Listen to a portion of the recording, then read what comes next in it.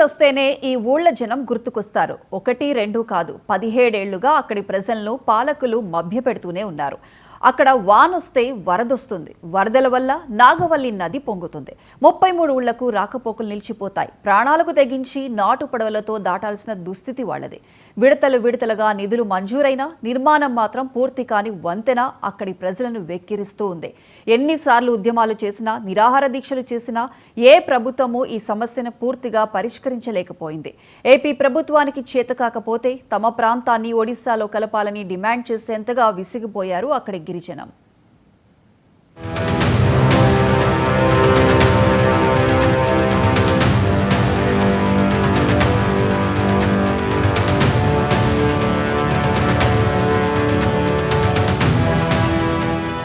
పార్వతీపురం జిల్లాలోని ఎస్టీ నియోజకవర్గం కురుపాం.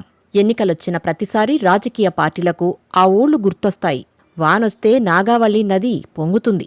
ఆ ఊళ్ల వాళ్లు ఏ అవసరమొచ్చినా ఈ నది దాటి రావాల్సిందే.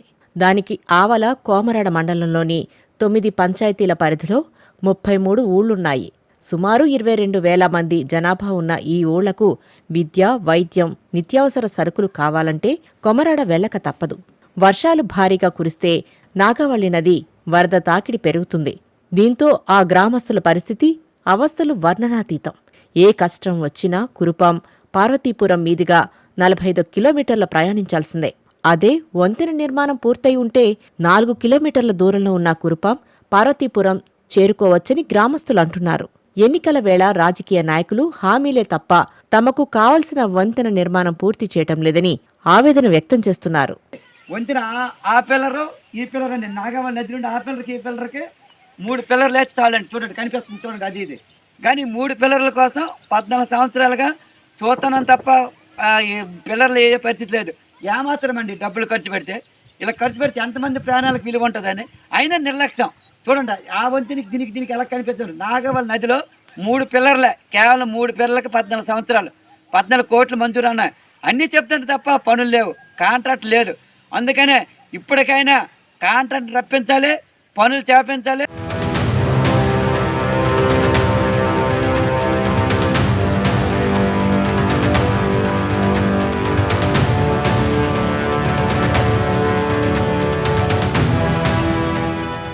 వర్షాకాలంలో పడవ ప్రయాణాలు తప్పవు. 2008లో రెడ్ క్రాస్ సహాయంతో కుట్టు, పూర్ణపౌడ మధ్య 12 లక్షల విలువ చేసే మరబోట్లను ఏర్పాటు చేశారు. పూర్ణపాడు, లాబేసు, కొట్టు, కొమరాడ, కోనేరు, రెబ్బ మధ్య రాకపోకలకు పడవలు వాడుతున్నారు. వీటి వల్ల ప్రమాదమని తెలిసినా ప్రయాణించక తప్పడం లేదు. వంతెన లేకపోవడం వల్ల 1996 ఆగస్టు 30న ఒక నాటు పడవ బోల్తాపడి 34 మంది మృత్యువాత పడ్డారు. ఈ సంఘటన తర్వాత పూర్ణపాడు, లాబీసు మధ్య వంతెన కట్టాలని 2006లో అప్పటి అటవీశాఖ మంత్రి శత్రుచర్ల విజయరామరాజు శంకుస్థాపన చేశారు. అయితే 6.60 కోట్ల అంచనా వ్యయంతో ప్రారంభించిన అధికారుల సమన్వయ లోపంతో నిర్మాణం పనులు నిలిచిపోయాయి. 2017లో నిర్మాణ వ్యయం 9.98 కోట్లకు పెంచిన వంతెన పనులు పూర్తి కాలేదు. 2019లో ఉప ముఖ్యమంత్రి కురుపాం ఎమ్మెల్యే పుష్ప శ్రీవాణి అదనంగా 4 కోట్లు విడుదల చేసినప్పటికీ వంతెన పనుల్లో కదలిక రాలేదు. ఈ మధ్యకాలంలో రెబ్బ గ్రామానికి చెందిన కోలక మారియమ్మ అస్వస్థతకు గురికావడంతో వెదురు బొంగులతో తయారు చేసిన పడవ మీద దాటించి బాలిక ప్రాణాలు నిలబెట్టారు. ఈ పరిస్థితి మారాలని కోరుతూ రకరకాలుగా తమ సమస్యను గుర్తు చేశారు. రిలే నిరాహార దీక్షలు చేశారు. శిరోముండనంతో నిరసన వ్యక్తం చేశారు. స్త్రీ పురుషులంతా నదిలో దిగి ప్రార్థనలు చేశారు. ఒంటికి ఆకులు చుట్టుకుని కూడా వాళ్ల రకరకాల నిరసన పద్ధతుల్లో ఒకటి. సమస్యతో ఎంతగా విసిగిపోయారంటే గిరిజనులు ప్రాణాలకు విలువలేని ఆంధ్రప్రదేశ్ నుంచి తమను ఒడిశాకు చేర్చాలని కూడా డిమాండ్ చేస్తున్నారు.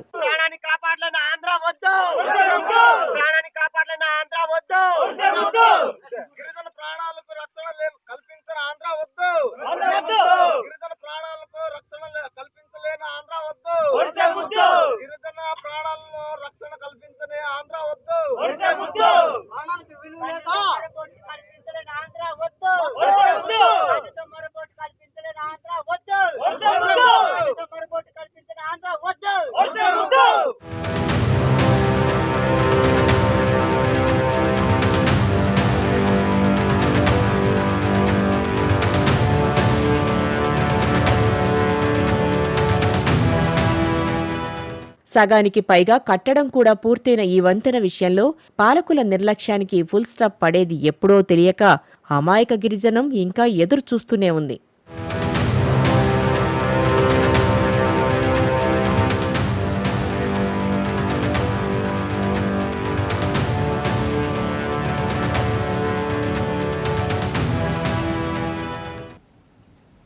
రైట్.